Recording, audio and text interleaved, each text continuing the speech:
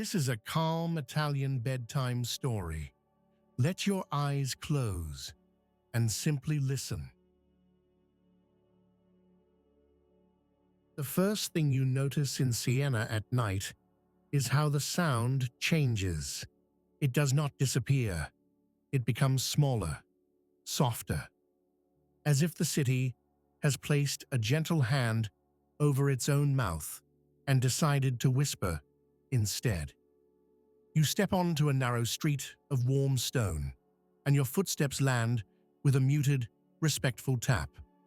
The buildings around you are close, tall, and calm, their colors deep and earthy, like baked clay and dark honey.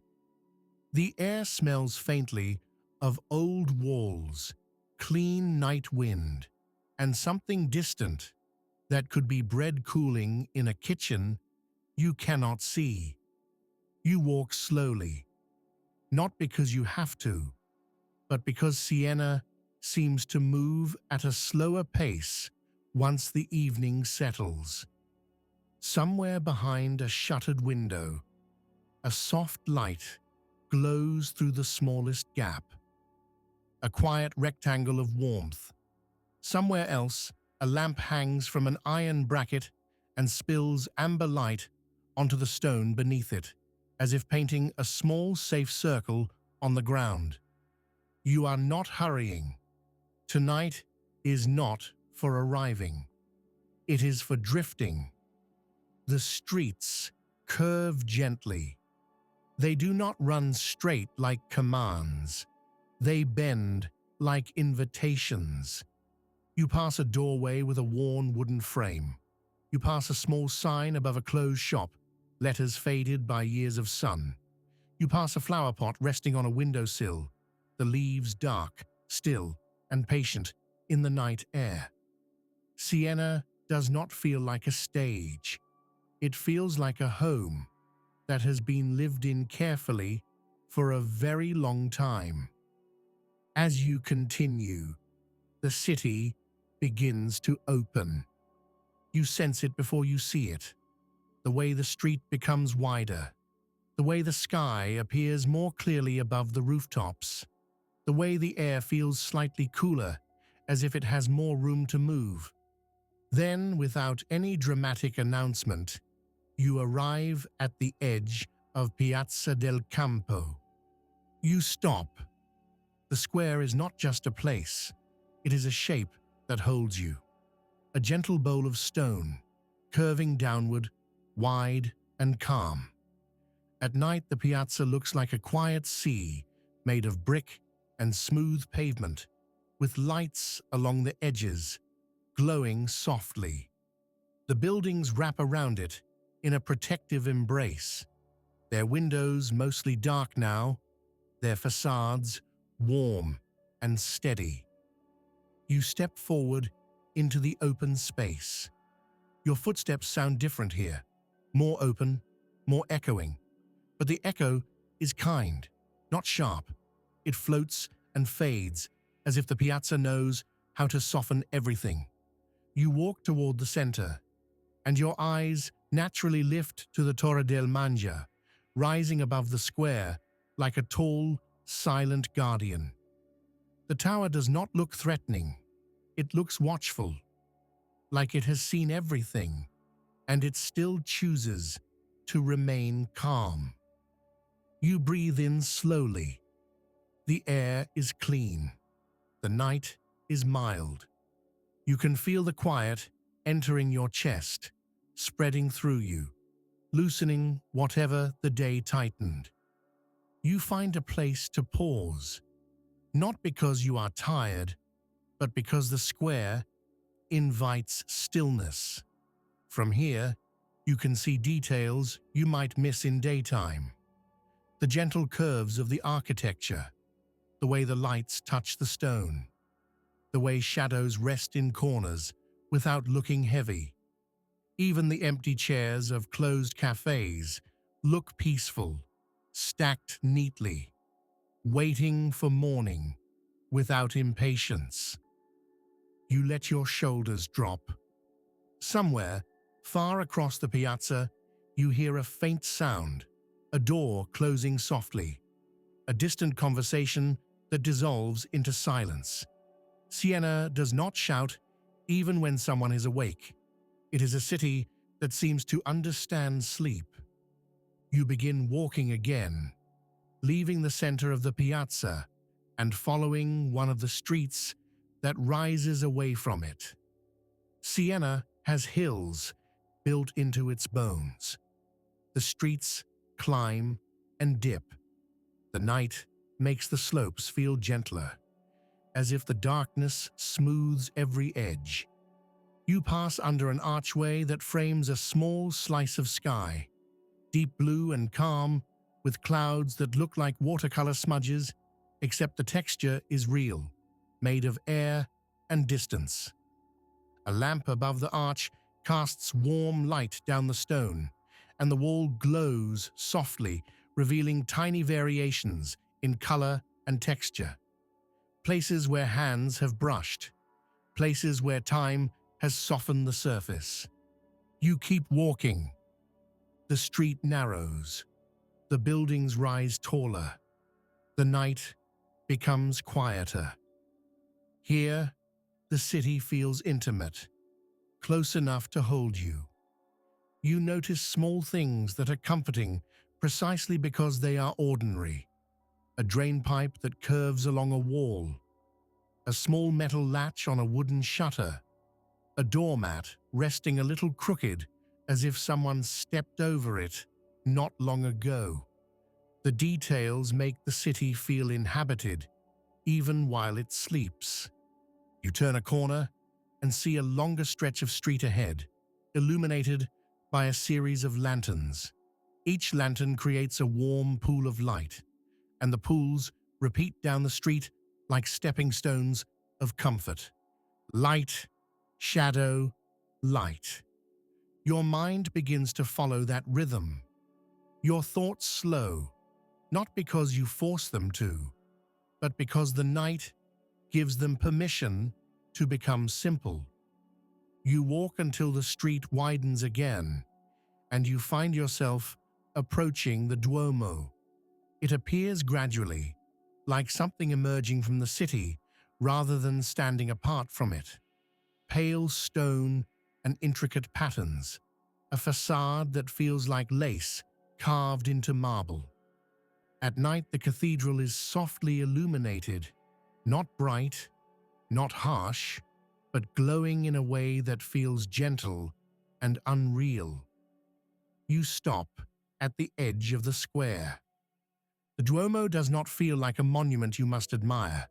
It feels like a quiet presence, like a large patient being made of stone, standing calmly as the city sleeps around it. You look up. The details are endless, but you do not need to count them. You simply let your eyes rest on the shapes, the arches, the patterns, the way the light touches the edges and leaves the deeper sections in shadow. A soft breeze moves through the square. It carries the scent of stone, faint greenery, and something distant that could be the last warmth of the day held in the walls. You take another slow breath and feel your body settle further. Then you continue walking, because the night is still guiding you. You move along the side of the cathedral, where the streets become quieter again. The light is lower here. The shadows are deeper, but not frightening. They feel like blankets. Somewhere ahead, you hear a fountain. Not loud, not dramatic, just the gentle sound of water meeting stone, repeating itself in a calm, steady pattern. You follow the sound and find a small fountain tucked into a corner. The water falls softly into a basin, and the lamp above it turns the surface into a faint shimmer. You stand there for a moment and listen. Water has a way of smoothing the mind. It does not ask questions. It does not demand answers. It simply continues. steady and calm. You listen until your thoughts begin to soften. Then you turn away and continue your walk. Siena's streets lead you onward, and you begin to notice how the city feels different in each small area. Some corners are warmer, filled with amber light. Some are cooler, more shadowed. Some have wider views where the sky opens. Some are narrow passages where the walls are close enough to make you feel sheltered. You are moving through a city that seems designed for slow evenings. At some point, you pass a small bakery with a shuttered window and a sign above it. The sign is simple. The letters are faded, but the air near the door carries a hint of something sweet and warm, as if the walls have absorbed the memory of bread and kept it for the night.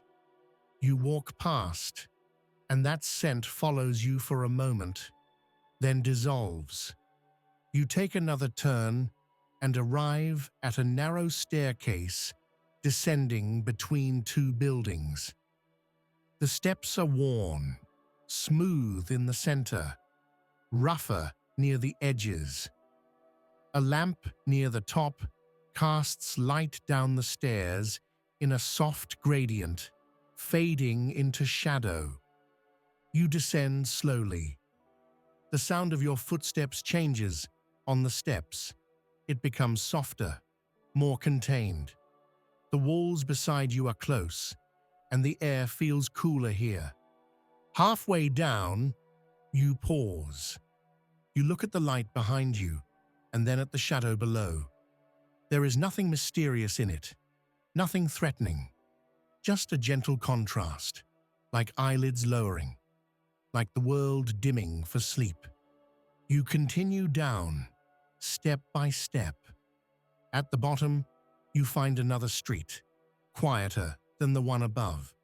Here, the lanterns are fewer and the windows are darker. The city feels deeper into rest. You walk forward and notice the sky above the rooftops. It has become darker now, a deeper blue. The clouds are faint and thin. A few stars appear, not sharp like glitter, but soft, as if seen through a veil. You feel your pace slow again. You are not thinking about tomorrow, not seriously, not with urgency. The night does not allow urgency to survive. You walk until you reach another viewpoint, a small opening where you can see part of the city falling away below you. Rooftops layered like quiet waves. A few golden lights scattered like calm embers. You rest your hands on a stone railing. The stone is cool, solid, reliable. You let your weight settle into your arms, and you breathe. In this moment, Siena feels protective, not because it promises anything, but because it asks nothing. It holds you in its quiet shape and lets you be still. A narrator might say that cities are made of stone and history, but Siena at night feels like something softer. It feels like a place that knows how to slow the heart. You stay there a little longer, watching the distant lights flicker gently. Then you turn and continue walking, following the street as it curves back toward the center. You pass through another archway. This one frames a view of a small street with warm lamps and pale walls. The street looks like it belongs to another time, but it does not feel old in a heavy way. It feels timeless in a comforting way, like a lullaby you cannot remember learning. You walk under the arch and feel the air change slightly, becoming warmer again. A few steps ahead, you see a closed cafe with chairs stacked inside. The glass reflects the lantern light. For a moment, You see your own outline in the reflection, quiet and calm, moving through Siena's night like a gentle shadow. You keep going. Your walk begins to feel like a loop, not in a repetitive way, but in a soothing way, as if you are circling around something calm and central inside yourself. Eventually, you find yourself back near Piazza del Campo again, entering from a different street. The piazza looks even quieter now. The lights are the same, but the space feels more settled. The tower stands steady. The curve of the square feels like a cradle. You step into it again, slower this time. You walk across the stone and feel the openness of the square around you. The air here feels cooler, but not cold. It feels clean. Your eyelids feel slightly heavier, not from exhaustion, but from comfort, from the slow release of tension. You reach the middle of the piazza and stop, letting yourself simply stand. You look at the buildings around you, at the warm tones of Siena's stone under night light. You notice how the city's colors become softer in darkness, more blended, more gentle. Then you turn toward a street that leads away, toward where you know you will end your walk. You leave the piazza slowly, as if you do not want to break the quiet. The street you choose is narrow and familiar now. Lanterns glow warmly. Shadows rest in corners. The walls hold their deep, earthy colors. You walk as if you are walking inside a calm thought. As you near a doorway that feels like the end of your night, you notice one last detail. A small plant on a windowsill leaves slightly glossy under the lantern light. A simple thing, a living thing, still awake, quietly breathing in the night air. You pass it, and that small sign of life feels like a gentle reminder that rest is not emptiness. It is a kind of care. You reach the doorway. Inside, the air is warmer and still. You close the door softly behind you. The sounds of the city become distant, not because they vanish, but because they no longer matter.